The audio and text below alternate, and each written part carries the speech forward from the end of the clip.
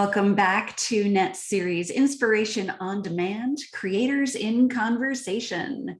My name is Carrie J. Cole, and I'm the board secretary for the Network of Ensemble Theaters. Let me give you a brief visual description for those who need that description support.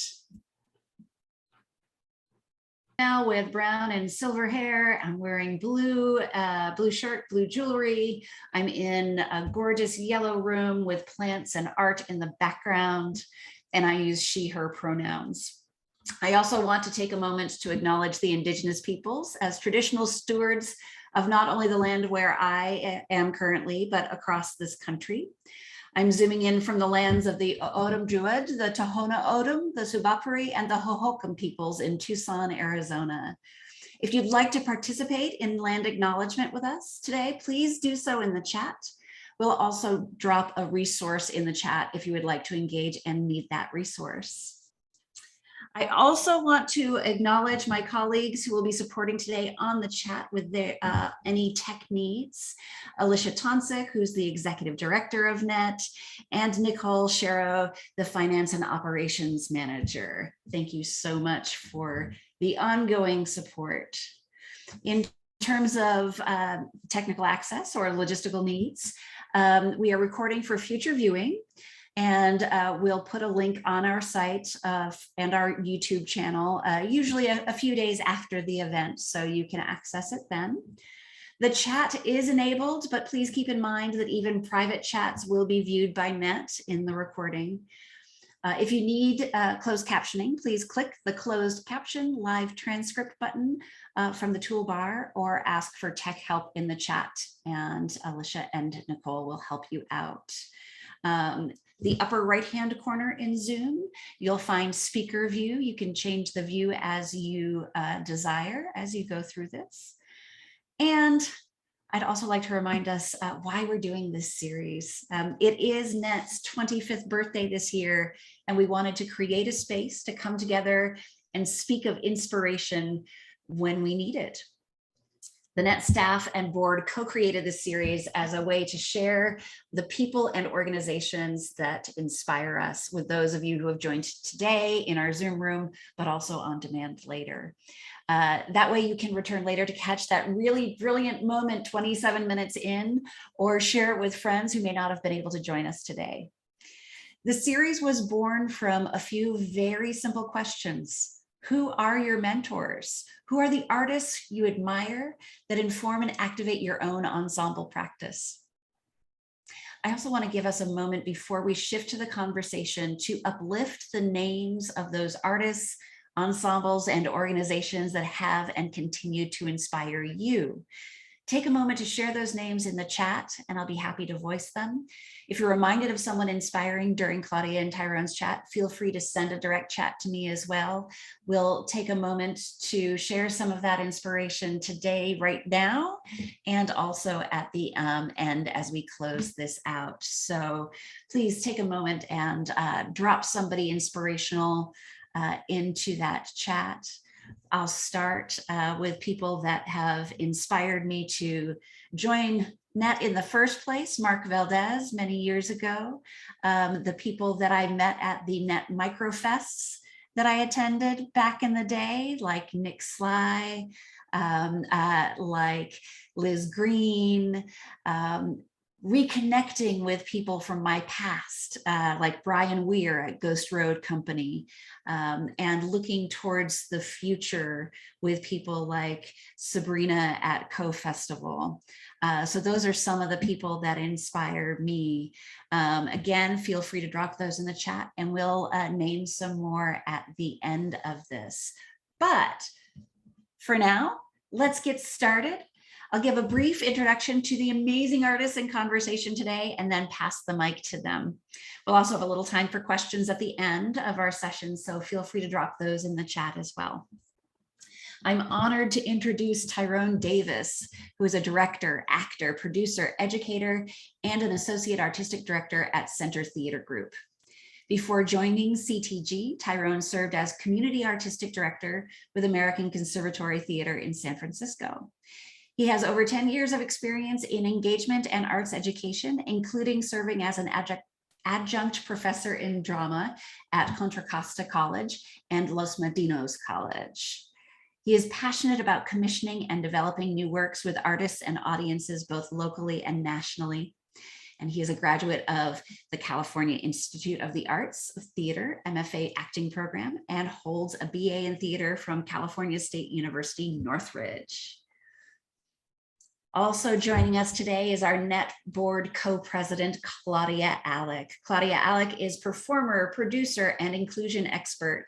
Named by American Theater Magazine as one of 25 theater artists who will shape American theater in the next 25 years, Alick has served as the founding artistic director of Spoken Word Productions, is a New York Neo-Futurist alum, published playwright, recipient of NYC Fresh Fruit Directing Award, TEDx Fargo speaker, the Lilla Jewell Award for Women's Artists, featured on HBO's Deaf Poetry Jam, and former community producer at the Oregon Shakespeare Festival.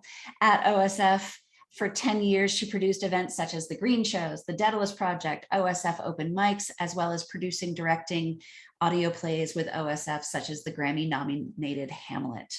Her personal projects include her podcast, Hold On, Wait For It, her vlog, This Week in Cultural Appropriation, street poetry, and one-person show, Fill in the Blank, exploring disability and medical industry.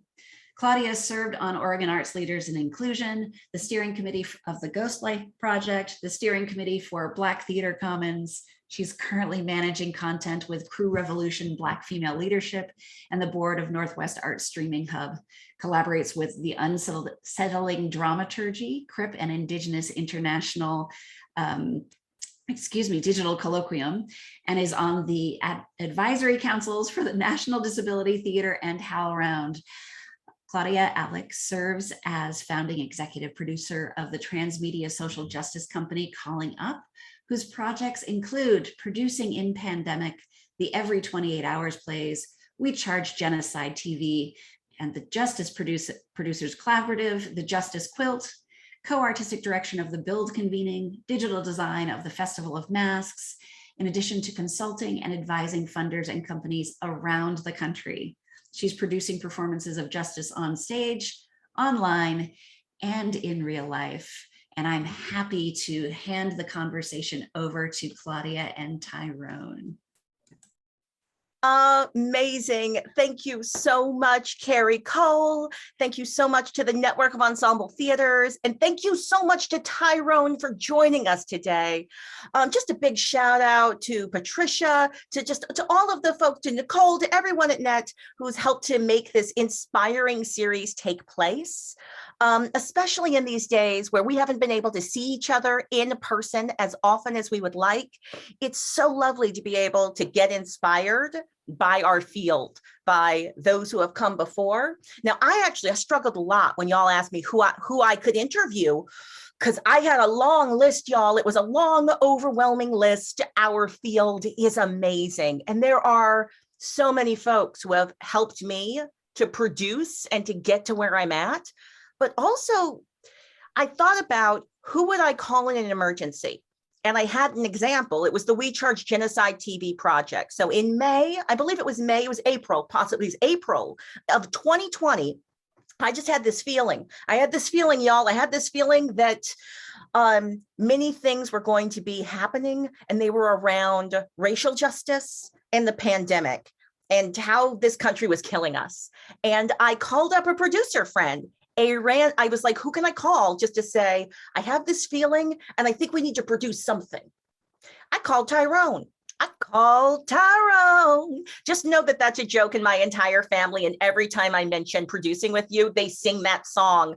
It is a meme in my family. But I called you and you picked up the phone, and we ended up producing something that it's having impacts today. Someone contacted me last week on Twitter asking me about information on genocide, and I was able to send them to that site for the information they needed to advocate for their own life. So it resulted in an artistic event, but it also resulted in an ongoing resource that's still having impacts today. So just want to say, I'm super duper excited to be speaking with you today, Tyrone. I'm wondering, If you just want to, like, we had that magnificent introduction from Carrie. That was amazing. Just thank you for that.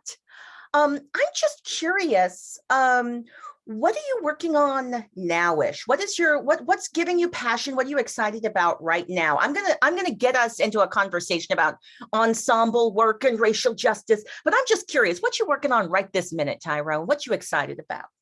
Well, first and foremost, I just want to say thank you all so much for having me. I'm just so grateful to be in the room and celebrating the 25th birthday of Net with all of you. So in terms of what I'm working on right now, it's always so many different things. So it's like, what am I actually working on right now? But I'm excited to say, we are getting ready to reopen our theater, which has been a long time coming. So I'm just excited to be back, getting ready for live theater in person again. And so as we have announced our season for the 21-22 season, we're just getting ready to come back and to play with that. So that's a big part of where my focus is right now and what I'm working on. And certainly, I think we're going to get into this a little bit later on, but our Not a Moment, but a Movement initiative, which came out of Senate Theater Group about a year ago. And this is in collaboration with the Fire This Time and also Watts Village Theater here in LA. And we're getting ready to commission 6 artists, a Black female identifying or non-binary artist. So I'm excited about that work as well. So it's all coming together, a lot of exciting things. And so just really trying to keep moving things forward. Woo! Well, I'm definitely going to want to ask you to drop more details about Not a Moment, but a Movement. I'm deeply excited to hear more about how that came to be, as well as what it's going to manifest as. I feel like these are the moves that make the field. But let me take a step backwards and ask a broader question. I've been thinking a lot in the last few days about what it is to be a producer who's producing with the parameters of human life in mind. What does it mean to be a humane producer? What does it mean to be a producer that's trying to produce for the most positive outcomes for the people on the stage and the people in the audience and everyone around? And part of me thinks that community producers have to produce in that paradigm. It's something that we have to do. This is a little bit of an assumption on my part, given my own experience as somebody who produced for and with community, and it was in my title. I know that you share this as well, and I'm just curious, how does being a human, and does that even make any sense to you, the parameter that I just sort of gave you? No, that certainly makes sense. And it's a great question, thinking about producing. I was going back to thinking about, growing up in LA, and my mom, we come from a really big family. We would always host, like, whether it be a Thanksgiving dinner, a Christmas dinner, a Saturday night, a birthday party. It's always somebody's birthday when you have a big family. So every month is like something going on. And, we would get together and think about who's coming. My mom would, she'll make this, she'll cook like sometimes 3 different dishes because so-and-so doesn't eat this person wants to be over here. So really curating like who's coming. So as I think about my own producing models, I thinking about the folks who I know is coming. And then there's always someone's gonna pop up who I didn't know was gonna be here. You know what I'm saying? Somebody bring in the extra guests. So just we're thinking about how do we think about who's in the room, who do we want to be in the room, who we're not thinking about, right? Just to be really inclusive in our thinking and trying to really create the kind of best experience for everyone involved. Tyrone, you just blew my mind. I just realized I had a mother who made 3 different stuffings, and that's impacted the way I produce. I produce thoughtfully, realizing we're going to need to be accessible to to people who need different kinds of stuffing. I like that a lot. I'm getting hungry too. Well, I will say potluck is a big part of my producing paradigm. I feel like if we can connect over food, that's a big thing. It's also about bringing something to the table as well. I like that. So I've been thinking about this horrible tragedy, the horrible Travis Scott concert tragedy that just happened a few days ago, and what it means to be a producer who produces humanely, who's producing with the mindset of not just making money, not just making sure the institution survives, but this other thing. And I'm curious, With your work as an associate artistic director, I'm seeing you do moves like not a moment, but a movement that feel like they're serving something beyond profit. Could you talk a little bit about what you're trying to produce with that project or with just that way of producing? Yeah, I mean, certainly after, the social unrest of last, summer, I mean, so many organizations and folks, and of course with the pandemic on top of that, we had a chance to pause and really think and reflect about all that's happening in the world. What role are we playing in it? What do we want to do? How can we, combat, a lot was going on. And so, and I was also joining, the artistic team, at that same moment in time. And so for me, I thought it would be really, really important for us to make a commitment, and even in the name, not a moment, but a movement. Like this is a long-term commitment. This is not something we just do, in the middle of the pandemic or just because it feels like everyone else is doing it. Because I was getting emails from everybody. I was getting emails from Pottery Barn and making commitments and, just all these different companies. And I was like, wow, like folks are really on fire for, this change, right? And really about moving things forward. And so as an artist, I wanted to make sure that we were centering Black artists in this conversation and really making a long-term commitment to Black artists. And so this not a moment, but a movement made me think about how these social movements have really impacted artists.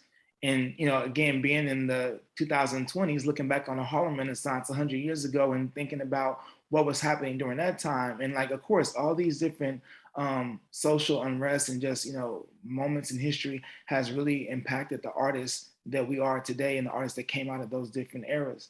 And so I was wondering, I had a curiosity about the artists who are creating in this moment, because we always think about if I was born in that time, if I lived in that time, I'm like, I'm living in this time. Like, what am I doing? And who are the artists that are speaking, in this moment and what are they saying? And so I wanted to make sure it was beyond just theater performers, because of course there's musicians out there, there's visual artists out there. And so with the digital stage, it felt like a really nice way to kind of combine not only music, but visual art and theater performers. And so we partnered with the Fire This Time Festival out in New York and also Watts Village Theater here in LA to kind of create this 3-episode a series, of presenting all of this work that really centered and amplified like the pipeline of Black artists. And so that was kind of the first year and the first season of that programming. And as I just mentioned, we're moving towards commissioning for the second year. And I love that we're not stuck to like a certain model because I think it's going to respond to what's needed in our field and in the moment. And so it's really about that long-term investment and how that investment, it could look different from year to year. You're reminding me back in the day when the Fire This Time Festival was becoming itself, they asked me to be an advisor. So I was on the advisory board for the Fire This Time Festival, just as it was like manifesting. And I recall at the time, I had these really strong political ideas that were all about how we needed more Black theater. So I'm gonna out myself. At that point in time, I believe that there should not be a public or a CTG, that there should be no regional theaters, only culturally specific theaters. And I felt like it was deeply important for us to create programs and projects that would produce our work, that would develop our work. It's edifying to know that moves that were being made 15 years ago are having impact today. I'm deeply excited about the artists that you've been commissioning. I'm recalling how you and I first collaborated together with the Every 28 Hours plays.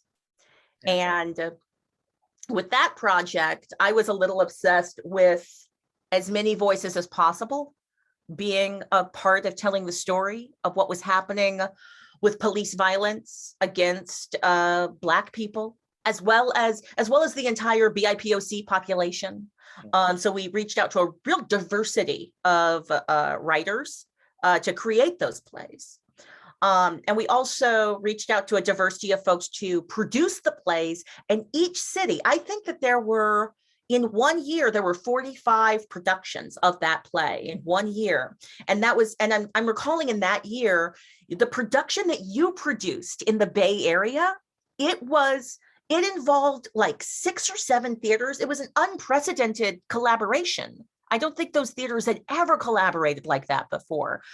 And you included music and community arts. I'm just wondering if you could just talk a little bit about why you produced the plays the way you produced them. And maybe you could share with the audience a little bit of the details of that producing, because I recognize y'all weren't there to see the show. So I'm speaking in generality. So if you want to speak about anything specific, the number of amazing directors, the number of theater companies that were represented, anything you want.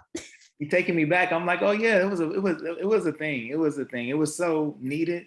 It was so necessary. And I thank you for your leadership in that, to really just kind of, you know, bring the field together to respond and talk about what was happening. You know what I mean? So what we did at the ACT, I was working there at the time, and, you know, we were thinking about, of course, doing a reading or producing these plays. And I just felt like it was so much, this was a conversation we're all having across the country. And I just thought it was more about, can we bring the whole Bay Area together to talk about this? Because it felt so much bigger than just San Francisco. I'm like, Oakland's talking about this too, you know, across the bridge. Like, let's just come together and have this conversation, right? And be in community with one another, and really highlight, you know, these amazing artists that wrote these 1-minute plays that were so impactful. I couldn't believe I was reading all the, how much was covered in just 60 seconds, right?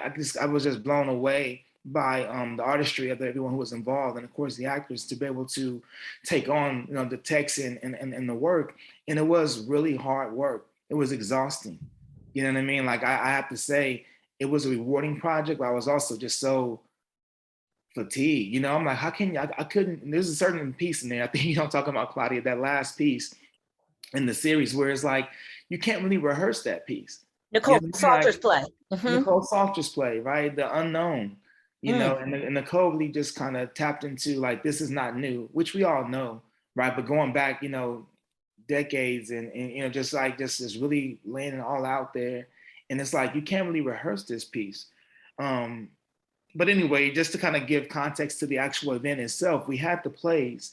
We wanted to put that out there. We also knew we wanted to have conversations, and we know folks may be more comfortable in smaller groups as opposed to having larger groups. So we had a bunch of facilitators that were there to really help have breakout sessions to dive deeper into the work. We had, of course, community agreements on how we talk about this work, and making sure folks are having a safe space, brave space, whatever kind of space that was needed to be engaged in the conversation.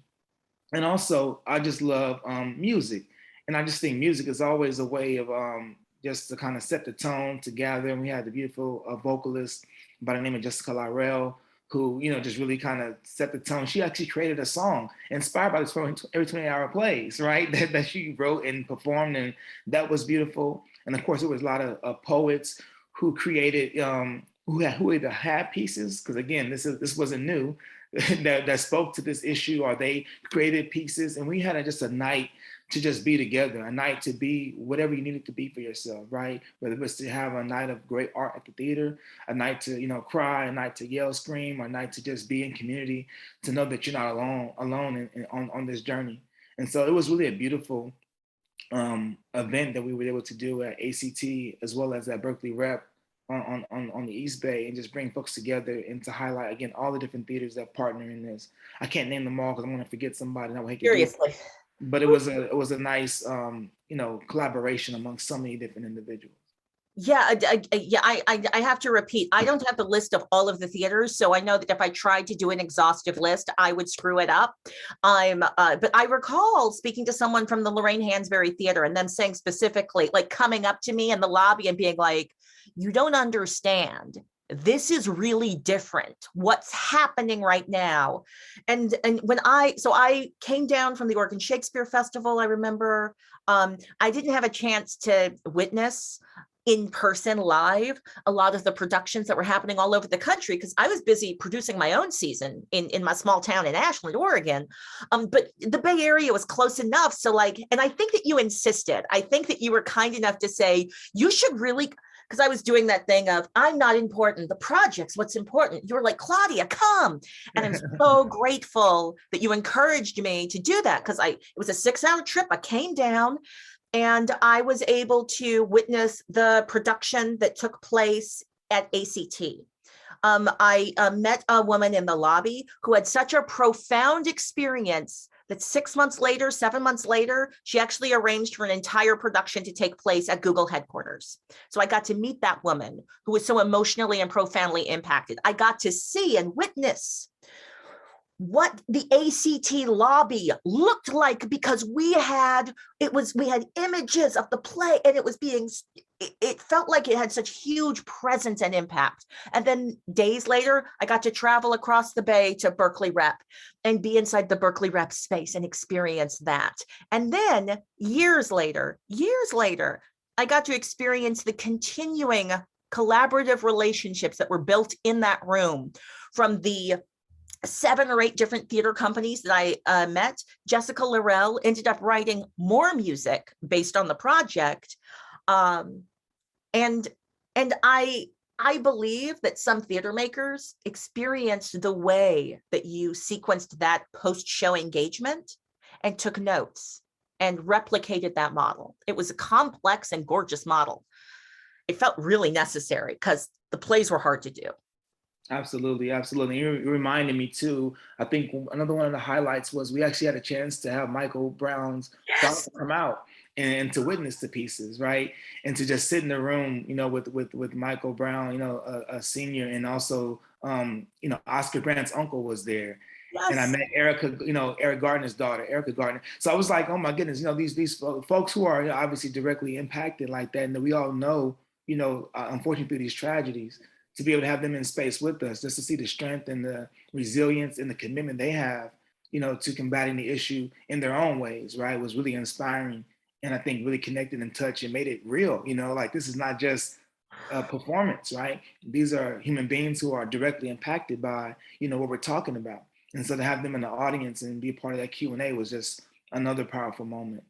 Again, I'm having this moment of realizing I've had some gigantically impactful moments with you in physical space. That's amazing. Yes. And the project itself was born in Ferguson. So it was, and I called that project the Ferguson Moment on purpose, because we had this conversation and it was about how a lot of theater makers were for the first time feeling that the amount of Black people being killed in the United States by officers of the state was enough of a problem that it was disturbing them on a daily basis. And they wanted to do something about it. And many of them wanted to fly to Ferguson. They said they were going to.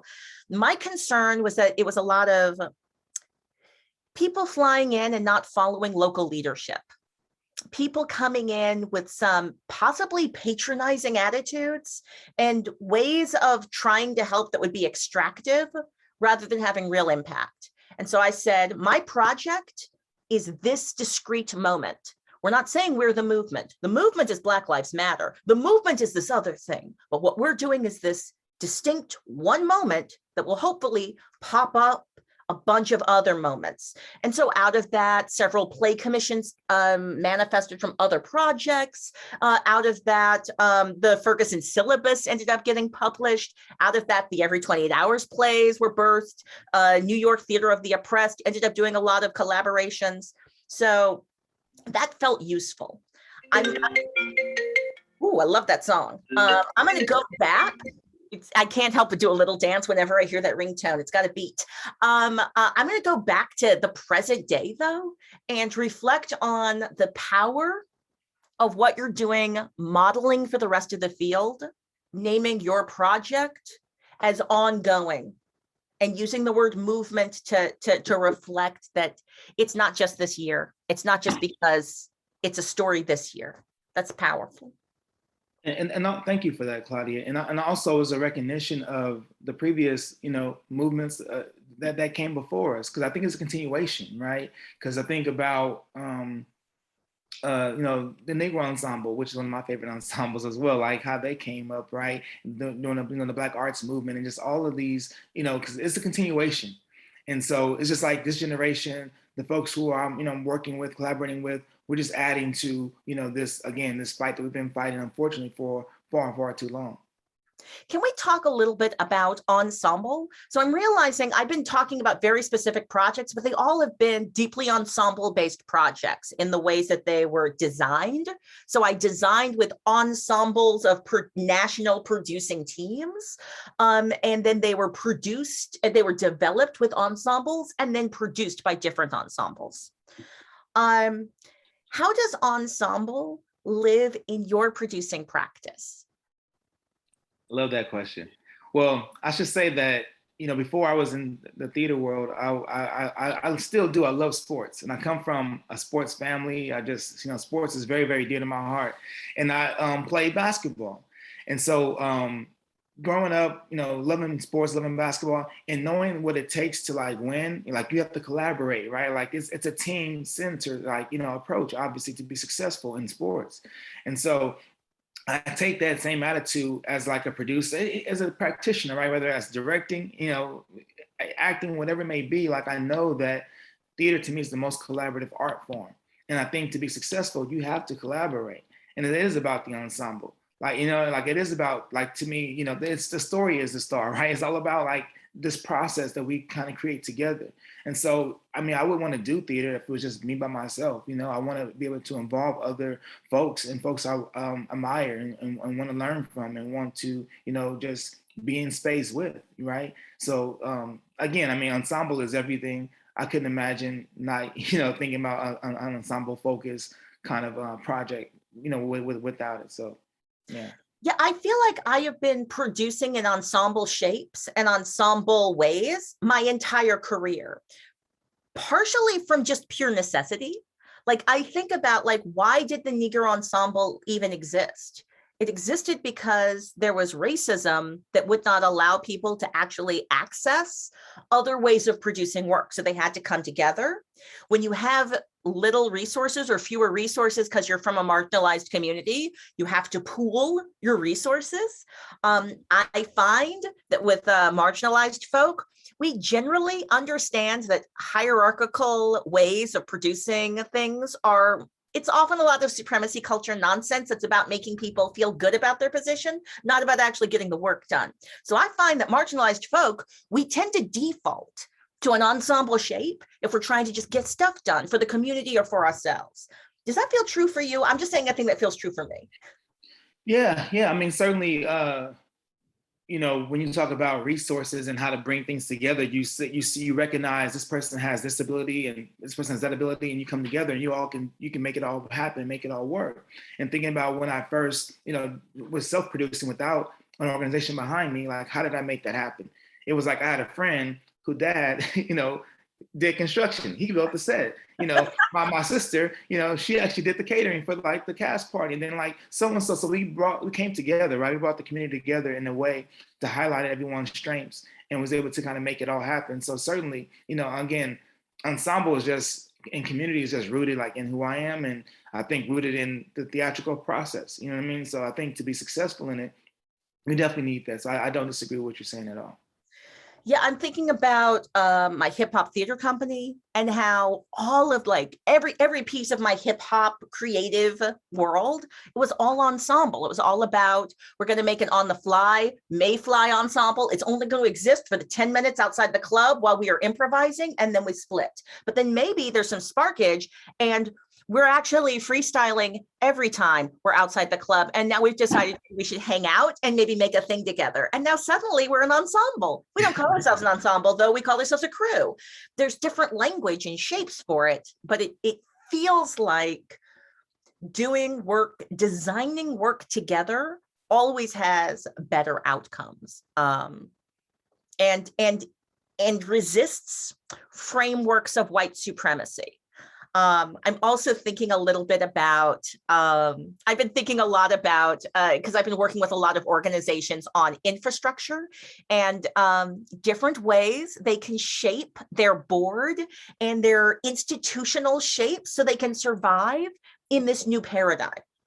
And I believe that when you have shared leadership models, you result in better decision-making. Sometimes it's slower decision-making, but I also think that we're often pacing for capitalism. We're not pacing for justice or pacing for health.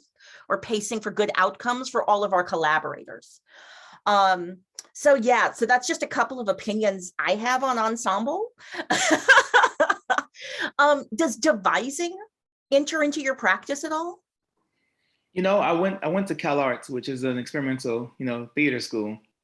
And so devising was a big, I think, part of like the curriculum there.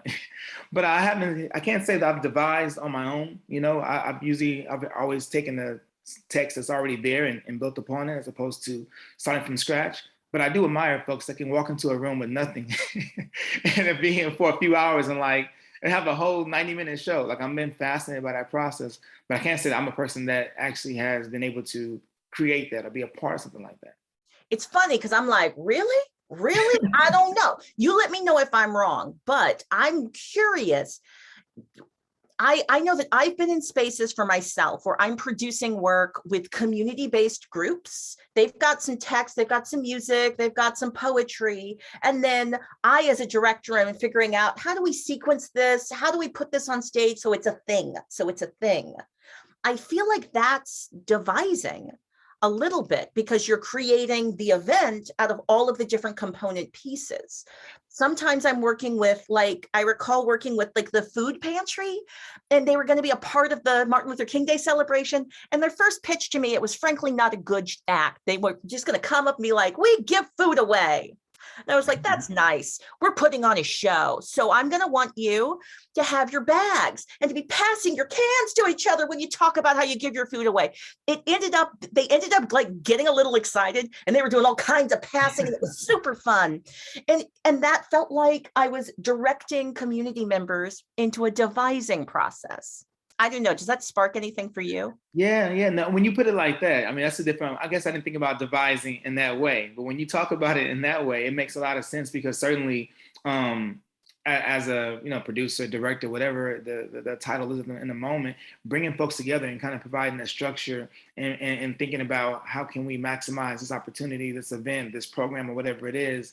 And certainly, again, I go back to my sports analogy. I'm thinking about like a GM, like a general manager that puts all the pieces together of the team to say, you go here, you go, you kind of all make it work. I can certainly see myself, and I've done that before in the past. Mm-hmm. I'm now realizing why I'm liking that Ted Lasso show so much. I couldn't figure it out. Now I got it. Now I'm like, oh, right. Event producing and collaborative event making. They have a lot of things in common. I love that. I'm curious about the digital world that we're producing in. Now, I started my digital practice in 2017, went out on the road. I recall, I think I was in Iowa doing a presentation to a lot of theater makers that were like, what is transmedia and why are you so hype about it? And I was like, trying to explain at the time that I felt it was really important for every single theater to not only be able to produce something awesome that I could go to physically, but they needed to make it accessible so I could go to it virtually. Partially, this was slightly selfish. I had a degenerating disease, and I was like, at some point, I might not be able to escape my home. Can you make your theater accessible to me? Now everybody's producing digital theater. I'm so excited about it. It feels like that's a big piece of the work that you're doing. Can you just talk to us a little bit about how the digital is impacting your work? Absolutely. I mean, I think that's amazing, just to be able to be more accessible, right? I mean, that's been the call in our field for so long in so many different ways. And so I think now being able to be in Los Angeles and create something, but to have folks witness the piece across the country or around the world is an incredible opportunity, and so we've learned a lot in the last 19 months, really being closed as a theater and only existing in the digital space. And so we had a chance to convert our Kirk Douglas Theater into like a film studio, and to really have like a nice kind of camera setup and capture a theatrical performance or event and share that with folks. And so, and again, even partnering with the Fire This Time in New York, and like just the collaborations that were able to come about in this digital space was also very exciting for us. And I think the reach that we were able to have with that folks who would never be able to come to Culver City or downtown LA was able to be impacted by that work. And of course, we've always had these live stream, events where we may have a panel and, that's there, but even to be more thoughtful about, hey, we can get someone from New York and someone from Chicago and Miami and LA to be on a panel together. Let's just do it, right? And that was also an amazing thing to say, wow, everyone is available, in terms of being able to access them and to come together and collaborate. It wasn't just limited to, who's in town. And so that became really rewarding, I think, freeing, and really and kind of just enlarge our capacity and thinking about how can we move forward in this way to really draw in a bigger audience and collaborate with other folks across our country. So it's been something we learned a lot from it, and something we want to continue. I've been just delighted at the expanded audience and expanded group of collaborators I've been able to reach doing projects in digital shape. So for instance, we produced a podcast, but it's not really it's a podcast. Everything I produce is weird shaped. So the first piece of the event is a very small curated audience of people to do a book club style engagement with one every 28 hours play, just one. It's a minute of text, and I schedule 90 minutes for us to get deep with that play. Carrie's nodding because Carrie actually attended one of these sessions.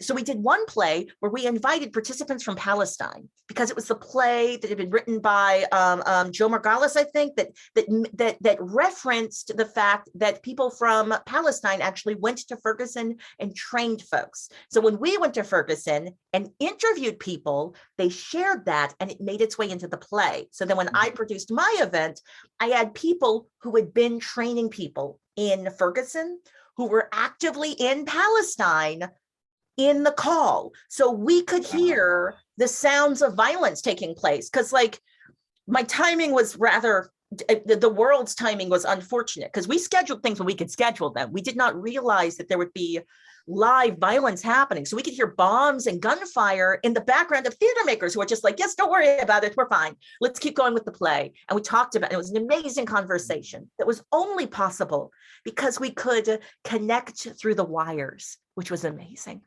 Wow. Yeah. That's powerful. That said, there is something about being able to connect in live space. So I'm very excited about all the reopening work that you are involved in right now. Absolutely. I think, again, that energy that you get from, sitting next to someone and it's out of a theater is nothing that can replace that, and so I'm excited for both to continue, right? To have that in-person performances and also in the digital space that can impact so many people. Mm-hmm. That sounds like a perfect moment to transition to some questions. Thank you so much, Claudia. Thank you so much, Tyrone. As usual, the time has flown. I have so many questions, so many comments.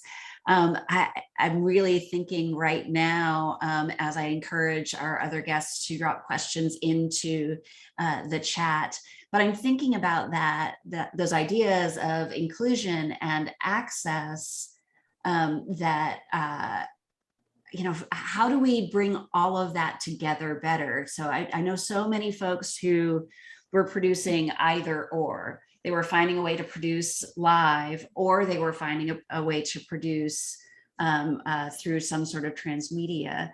But I'm wondering, Tyrone, how you may envision, and I'm going to ask you some future questions because that's how I roll. But how you might envision something like Not a Moment, but a Movement, really taking the best of what it means for us to get together, breathing the same space and community, and breathing through that digital divide so that you have that collaboration nationally and worldwide. Yeah, no, that's a really great question. I think in terms of the digital space and continuing programming, at least through Senate Theater Group, it may look a lot different, right? So with the digital stage, when we had that only to focus on, this was how you produce work, right? They went through a whole editing phase and everything else. But I can imagine there's an opportunity to really peel back the curtain on some of the process of how we develop work. Because as I mentioned, the Not a Moment, but a Movement, the next chapter will be commissions.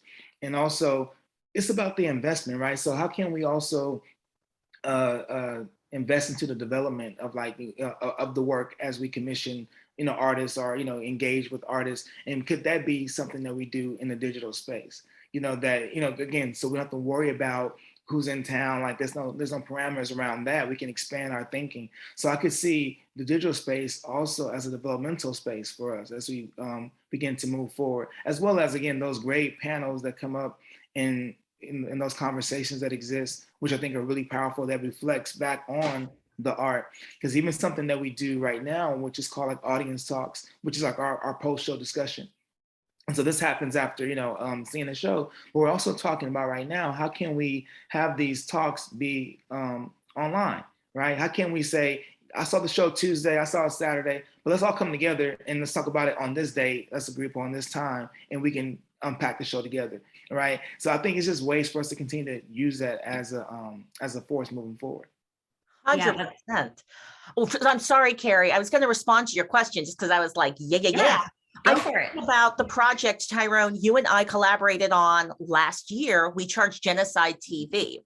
So the specific point of that project was, can we produce something that is protest, that is ritual, that is a performative event, but is also a kickoff to movement making and organizing. So we also recognized that we were producing during crisis. So we had to be as accessible as possible. So we had, what's the poet laureate's name? I'm forgetting his name, Tongo Eisen. We had Tongo Eisen participate as a poet laureate, was marching down the street and was live at a protest while they were in our show. We had a mixed race Asian Black woman and an Asian woman come together, because specifically I guess this was commissioning, Tyrone, because we were like, we really want to make sure that we're speaking and including the fact that the Asian community and Black community are together on this. This was May of 2020 that we were doing this thinking and talking to artists. And so we found two amazing artists that created an original piece that they performed with us live. Were sign interpreted, everything's live. So the aesthetics were very, very rough edges. It felt like we were doing something on the street, right? It had that feel. Yeah. And the exciting part about the digital world is that it's not just one thing.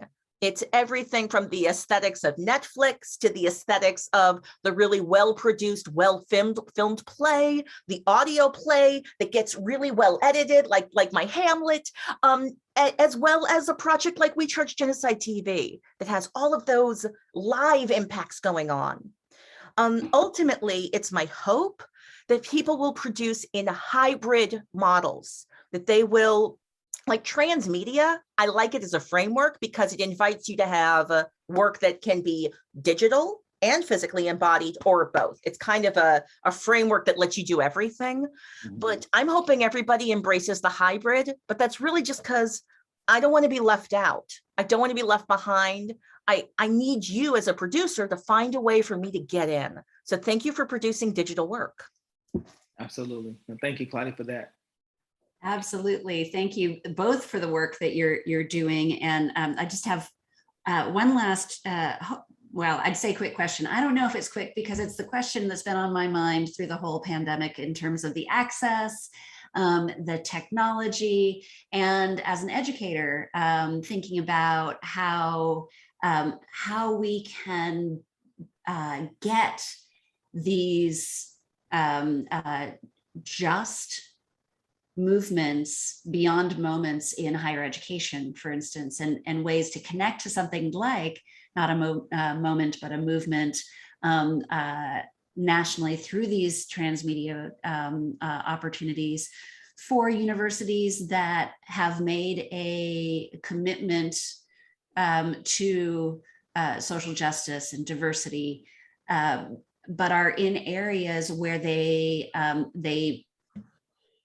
I'm not going to say that they don't have access to diverse artists, but I'm going to say that the institutions are structured in a way that access is opaque, Are there ways in that you see, Tyrone, in particular in the future of not a moment, but a movement, where beyond that, the commissioning phase, maybe it is in that larger conversation phase that you could see connecting with particularly the university populations, where the students want these new tools as much as the faculty?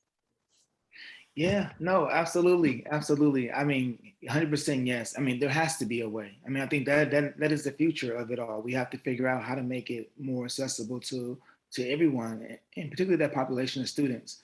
Um, I think about the not a moment but a movement, and again, its first kind of iteration of it all. I was really trying to figure out, and I should say we, because it wasn't just myself. We were all thinking about the idea of, what can really land in this digital space? Because I think if we did the same thing we could do in person, this is a different experience. And so we were trying to expand the definition of like what is theater. It's like one of the episodes we had spoken word artists, right? And folks, they're not doing monologues, they're doing spoken word. But I thought, also what can be really engaging, to the eye. So we had, I don't know, 4 different cities involved, maybe 12 or so spoken word artists. And again, you can take in one piece at a time. So again, it could almost be broken down to be a 3-minute clip. To someone who may not want to sit in the theater for 90 minutes or 2 hours, they can take in this 3 or 4 minutes, right? And be introduced to the idea of theater, or have their idea of theater expanded. So I certainly think there's room, and there has to be space for that to be shared. And also there's so many folks across our field who are doing this work, and thinking of creative ways to expand access and accessibility to to the work and the artists we're working with. So I mean, I feel like we're in a good place. And I've seen so many great things come out of this, last 19 months in terms of the art. So I'm really excited, and feel good about where we're headed. And I think if the work can be made available, then make it available. And if folks want access to it, let us know. Because I'm happy to figure out a way to connect. Oh, I was totally asking for a friend, right? No, yeah, thank you so much for that. And I think that for me, that is the perfect kind of capstone to this idea that, we're finally opening back up. No, we're moving forward. We're continuing the work that we've been doing during the pandemic. There was not a pause, but a shift, and we've shifted forward and are looking to the future. And the future is the work that y'all are doing. So thank you for that. Thank you for the incredible work. As we're wrapping up, you mentioned, Tyrone, that there are so many people doing this. I want to give you and Claudia a chance to shout out those people that are currently inspiring you, as well as our folks who have joined us, if they've got somebody that they want to shout out. So Tyrone, who's inspiring you right now?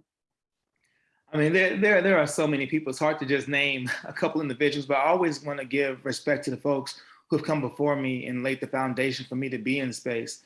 And so I think about, even folks who are no longer with us, like Diane Rodriguez, or, Ruben Sandell Hudson, who's doing amazing work, out of New York, and, Ren Brown here in LA, who's been a really, great mentor to me, and Michelle Shea, and just so many fantastic artists who are just so giving, and, who are really paving the way and encouraging, us to keep going.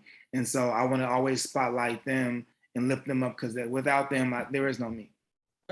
Awesome. Claudia, what about you? Well, I just want to do a shout out, not only for the amazing national and international connections we're able to make digitally, but also a shout out for the local connections that we're able to make digitally. The more intimate performances that we're allowed and able to participate in, the positive feedback loops we get from producing something in a live space and then having people, or producing something in a digital space and having people meet live going, did you see the thing on the computer? Yeah, I did see the thing on the computer.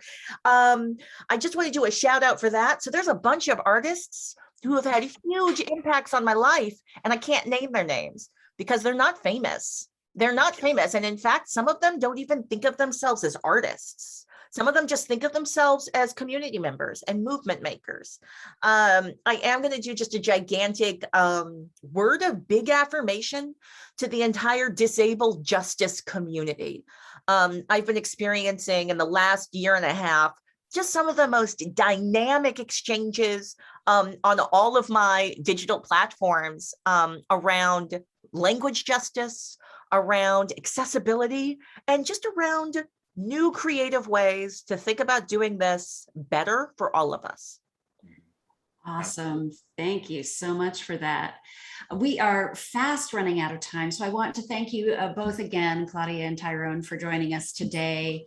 And as we're moving towards closing our final Inspiration on Demand of the year, we are hoping to continue with these conversations, these collaborations in the next year. So stay tuned. But I would be remiss if I didn't remind everyone that if you're not currently a member of NET, we have extended our Pay What You Decide membership, so you can join us here at NET at the price point that you are able to right now. We will put that link in the chat. And if you are, if there are individuals or ensembles that you know of that are in your community that you think should be members, by all means, share the link with them as well. Also, come engage with us on our social media. We've got those links in the chat as well, but we are NET Ensembles on Instagram, Twitter, and the Facebook.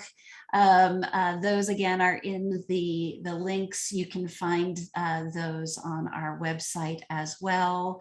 And just thank you all again for joining us. Thank you, Claudia and Tyrone, for bringing us home in the series. And be safe, be well, and be kind and generous to those around you. Thank you all so much for joining us.